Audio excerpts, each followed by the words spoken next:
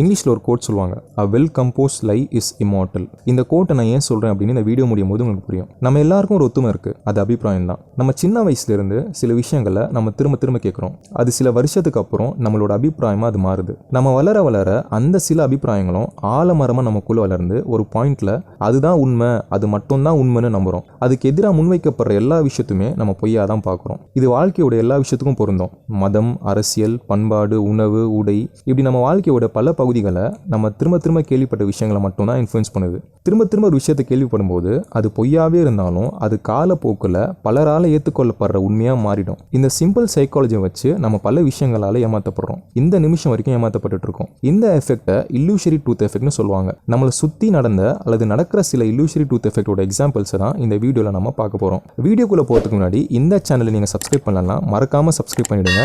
கூடவே அந்த பெல் ஐக்கானையும் கிளிக் பண்ணிவிடுங்க. அப்போ தான் நாங்கள் போடுற வீடியோஸ் உங்களுக்கு நோட்டிஃபிகேஷன்லாம் வரும். சரி, வாங்க நம்ம வீடியோக்குள்ளே போகலாம்.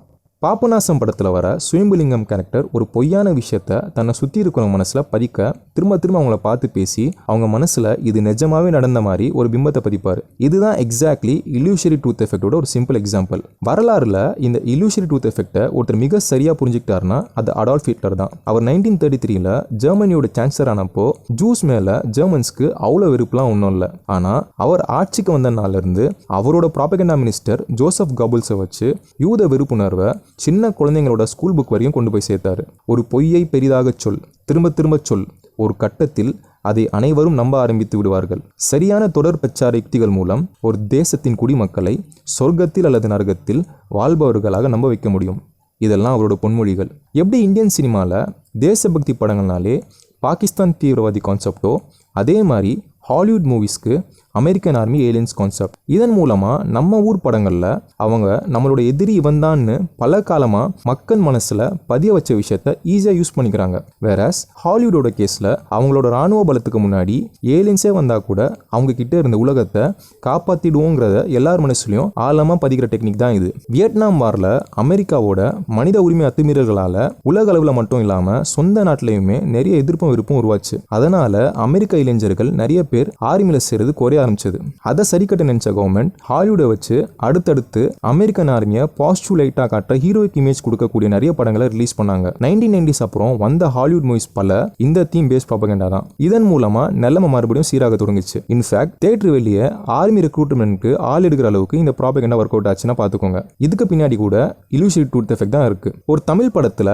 நம்ம ஊர் யூனிவர்சல் ஹீரோ அமெரிக்கன் ஆர்மி லேடிஸும் குழந்தைங்களையும் கொல்ல மாட்டாங்கன்னு கேஷுவலாக சொல்லிட்டு போயிடுவார். இது அந்த கேரக்டரோட பிளாட்னால வச்ச டைலாக் தான் ஜஸ்டிஃபை பண்ணாலும் உலக அரசியல் புரிஞ்சவங்களுக்கு இதுக்கு பின்னாடி இருக்கிற சூட்சமும் புரியும். குளோபலைசேஷன் உலகம் ஃபுல்லா பரவ ஆரம்பிச்ச அப்புறம் ஒரு இண்டஸ்ட்ரி அசுர வளர்ச்சி அடைஞ்சது. அதுவும் குறிப்பா தேர்ட் வேர்ல்ட் கண்ட்ரீஸ்ல. அதுதான் மார்க்கெட்டிங் அண்ட் ஆட்ஸ் இண்டஸ்ட்ரி. இதை சாப்பிட்டா வளரலாம், இதை குடிச்சா அறிவாளி ஆகலாம், இந்த கிரீம் போட்டா அழகாகலாம் அப்படின்ற ஜென்ரல் ஆட்ஸ்ல இருந்து இந்த பர்ஃபியூம் போட்டா பொண்ணுங்கெல்லாம் பின்னாடி வருவாங்கிற அளவுக்கு அபத்தமா இருந்தாலும் சேல்ஸ் குறையாம இருக்க காரணம் இந்த ஆட்ஸ்லாம் திரும்ப திரும்ப நம்ம பார்க்குறப்போ மெல்ல மெல்ல நமக்கே தெரியாமல் நம்ம அதை கன்சியூம் பண்ண ஆரம்பிச்சிடறோம். இதுக்கு நம்ம பிரெயினோட ஃபங்க்ஷன் ஒரு முக்கிய காரணம். அதுக்கு பேர் தான் காக்னிட்டிவ் ஈஸ். நம்ம மூளை ஆல்ரெடி பல முறை பார்த்து அதுக்கு ஃபெமிலியரான விஷயங்களை ஈஸியாக நம்பிடும். ஸோ ஒரு டெசிஷன் எடுக்க வேண்டிய அவசியம் ஏற்படுறப்போ அதிக முக்கியம் இல்லாத அல்லது அதிகமாக யோசிக்க விரும்பாமல் அதுக்கு ஆல்ரெடி ஃபெமிலியரான விஷயத்தை அது ஈஸியாக செலக்ட் பண்ணிடும். ஈவன் தோ ஆல்டர்னேட்டிவ் நான் ஃபெமிலியர் ஆப்ஷன் பெட்டராக இருந்தாலும் கூட. ஒவ்வொரு எலெக்ஷன் ரிசல்ட் அப்பவும் மோசமான கேண்டிடேட் தெரிஞ்சும் அவரே மறுபடியும் ஜெயிக்கிறத பார்க்குறோம். இத்தனைக்கும் அவரை விட சில நல்ல கேண்டிடேட்ஸ் ஆல்ரெடி பல முறை ஜெயிச்ச அவரே தான் திரும்பவும் ஜெயிச்சிருப்பாரு. இதுக்கு பின்னாடி இருக்கிறது நம்ம முன்னாடி சொன்ன காக்னிட்டிவ் ஈஸ் தான். அதே மாதிரி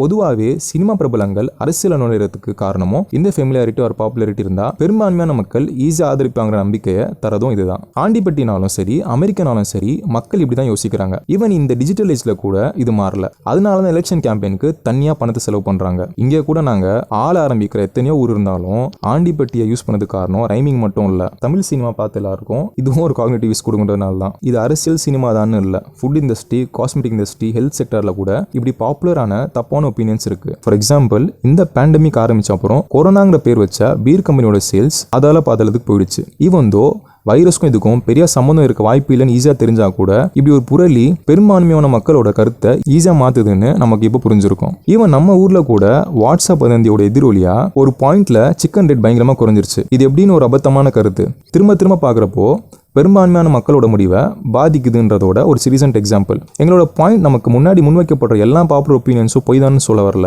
எல்லாமே உண்மை இல்லைன்னு தான் சொல்ல வரோம். இன்ஃபேக்ட் ஒரு பாப்புலர் ஒப்பீனியனை நம்ம ஏற்றுக்க ஆரம்பிக்கிறதுக்கு ஒரு முக்கியமான காரணம் அதோட ஏதோ ஒரு பகுதி நம்ம வியூ பாயிண்ட் அல்லது ஒப்பீனியனோட ஒத்து போகலாம். ஃபார் எக்ஸாம்பிள், ஒரு தனிப்பட்ட நபர் மேலேயோ அல்லது ஒரு சமூக மக்கள் மேலேயோ நமக்கு பொதுவாக ஒரு கெட்ட அபிப்பிராயம் இருக்கும்னா அவங்கள பற்றி வர தப்பான நியூஸை நம்ம உடனே நம்பிடுவோம், அதாவது வெரிஃபை பண்ணாமலே. இது இனம், மொழி, ஜாதி எல்லாத்துக்கும் பொருந்தும். இதுல இருந்து எப்படி நம்ம தப்பிக்கிறது நீங்க இப்போ யோசிக்கலாம். அதுக்கு ஒரே வழி தான் இருக்கு. நம்ம அதிகமாக கேள்விப்படுற எல்லா விஷயத்தையும் அப்படியே நம்பாம நம்ம அதை ஆல்டர்னேட் பாயிண்ட்ல இருந்து ரிவ்யூ பண்ணணும். அதாவது நம்ம கேள்விப்படுற விஷயம் அல்லது நம்மோட வியூ பாயிண்ட்டை எமோஷனலாக அப்ரோச் பண்ணாம நடுநிலையோட ரிசர்ச் பண்ணி ஆக்சுவல் ஃபேக்ட்ஸ் அண்ட் டேட்டாவோட நம்ம வியூஸை கம்பேர் பண்ணி பார்க்கணும். இது எல்லா விஷயத்துக்கும் செய்யறது கஷ்டம்னாலும் அட்லீஸ்ட் நம்ம ரொம்ப சீரியஸாக நம்புற நமக்கு முக்கியமான விஷயத்துக்காச்சும் நம்ம செய்யணும். லாஸ்ட்டாக ஒரு கோட் சொல்கிறேன், it's easy to pool people then to convince they are being full. இந்த மாதிரி ஒரு இல்யூஷன் ட்ரூத் எஃபெக்ட் கான்செப்டை நீங்களும் உங்கள் லைஃப்பில் நீங்கள் சந்திச்சிருந்தீங்கன்னா கமெண்ட்ஸில் ஷேர் பண்ணுங்கள். பாய்.